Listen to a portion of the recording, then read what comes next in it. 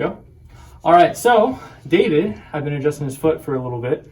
He had major problems on his big toe. Then he was playing a sport called skag ball, and he went and basically stubbed his toe, and he has a bunch of bruising and stuff underneath his toes. And I'm like, well, if there's bruising, there's either some type of ligament damage, a muscle tore, or he broke something.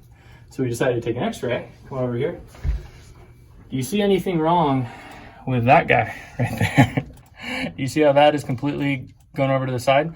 So there's either a minor dislocation or a little bit of a fracture. It was really fresh. He did this yesterday, right? Or 2 days ago?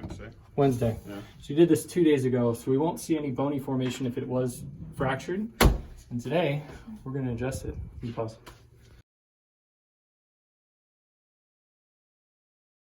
Come on over here, you can see this. You see how his toe is bent in on this side? Okay, so this is the one that's dislocated, his fourth toe right there. And you can see all that bruising right in here. Can you see that purple? Okay, and then come on the underside. You can see all the bruising underneath on his toes right here as well. So this is the first thought that I was saying, that this is something broken or maneuvered. So, all right, I'm gonna hold this, we're gonna distract, and we're gonna set it back in place. Ready? Take a deep breath in, out. Oh, hold on, a little bit more. Deep breath in, out. There we go.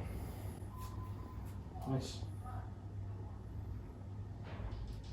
Much better. All right, now, come look at the toe.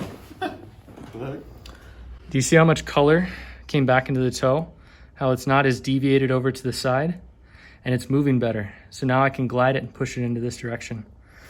So he's gonna be doing a lot better. How'd that feel? Not as bad as you thought? Awesome. Sweet. Very cool. Thank you.